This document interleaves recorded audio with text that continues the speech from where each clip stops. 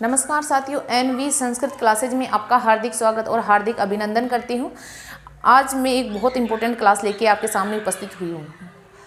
मेरा जो टॉपिक है वो है रीट में सिलेक्शन होने की रणनीति, और वो भी 90+।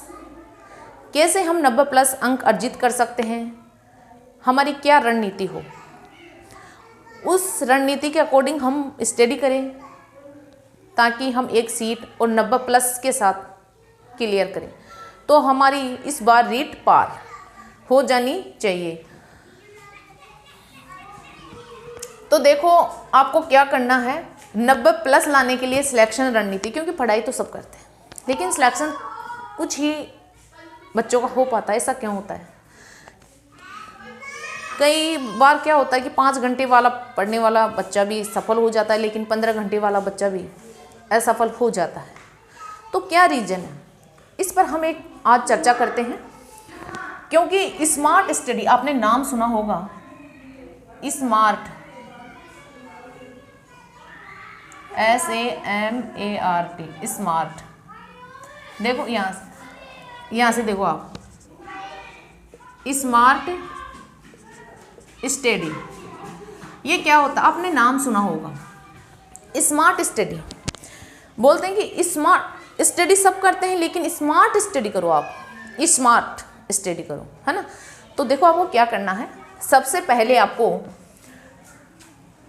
सिलेबस के अकॉर्डिंग ही आपको हर चैप्टर तैयार करना है। अब कई बार क्या होता है, जैसे आपका गुप्तकाल है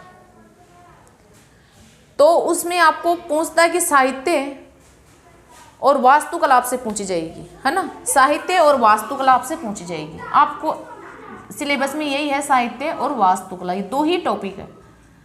लेकिन अगर आप उसको तैयार करते हो गुप्तकाल को, तो आप उसको A to Z उसका पूरा करते हो उसको।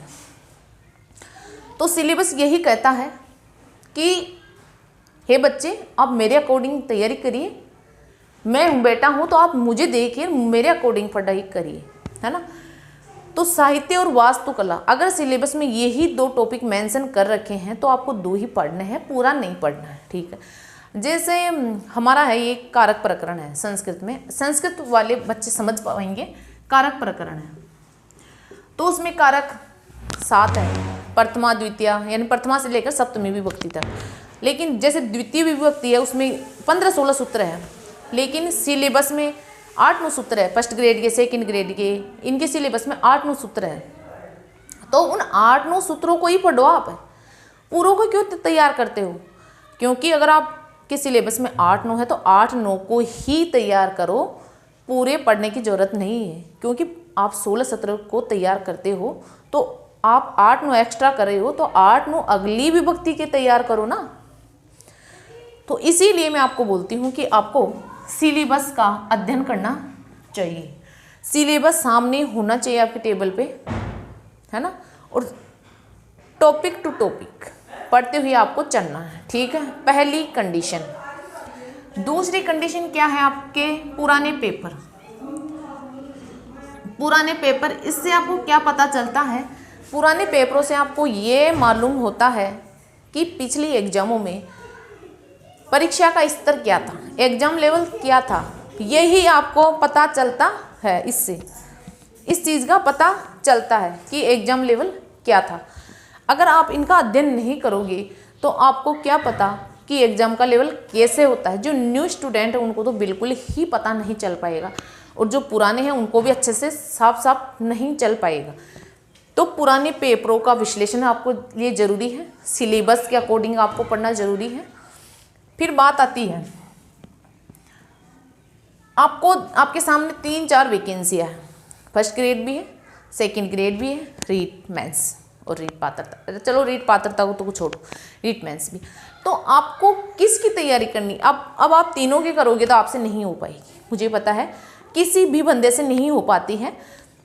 जो सेम टॉपिक है वो तो आप कर सकते हो, वो आपके तीनों में काम आ जाएंगे, लेकिन जो अलग है तो उसको भी तैयार करना ज़रूरी है।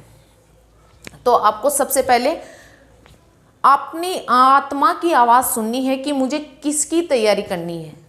जो आप आपको काफ़ी समय से आप जिसकी तैयारी कर रहे हो, जिस पर आपकी पकड़ सबसे ज़्यादा अच्छी है, आपको उसकी ही तैयारी करनी चाहिए, क्योंकि वही आपके लिए बेस्ट होगा। अब ये नहीं है कि आपको जैसे फर्स्ट ग्रेड की करने लग जाओ, जबकि फर्स्ट ग्रेड को आपने आज तक छुआ भी नहीं, या फिर आप सेकंड ग्रेड की करने लग जाओ जिसको आपने आज तक छुआ भी नहीं। आप पहले अपनी अंतरात्मा से पूछो कि मुझे read, first grade, second grade तीनों में से जो बेस्ट है, जिसका काफ़ी सिलेबस मेरे कवर में है, मैं कवर कर चुका हूँ, उसको मैं कवर आसानी से कर लूँगा या कर लूँगी, तो आपको उसी सेक्टर में जाना है। चाहे आप एग्ज़ाम तीनों की दे सकते हो, कोई दिक्कत नहीं, ये भी दे सकते हो, या और एग्ज़ाम है वो भी आप दे सकते हो, कोई दिक्कत नहीं है। लेकिन आपको जहाँ आप बेस्ट से बेस्ट दे सको, आपको उसी फील्ड में जाना है। ये नहीं है कि आप, मेरा दोस्त फर्स्ट ग्रेड की कर रहा है तो आपको फर्स्ट ग्रेड का नॉलेज नहीं रहा, आप जाके उसमें फंस जाओ, ये नहीं होना चाहिए, ठीक है।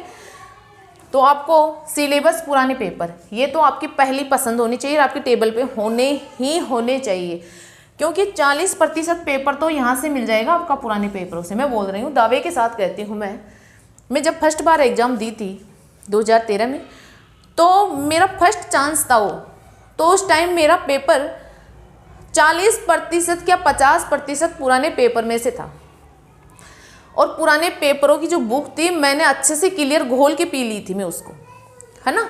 और मेरे इतने अच्छे मार्क्स आए थे जिसकी कोई हद नहीं, मैं कल्पना भी नहीं कर सकती थी कि मेरे इतने अच्छे मार्क्स आ जाएंगे फर्स्ट अटेम्प्ट में, लेकिन मेरे बहुत अच्छे मार्क्स आए थे। तो आपको इसी तरीके से तैयारी करनी है, तो आप 90+ जा सकते हो, आपका सिलेक्शन हो सकता है, आपको एक सीट मिल सकती है ना। अगर आपको ये वीडियो अच्छी लगी हो तो इसको लाइक करो, शेयर करो, सब्सक्राइब करो, ताकि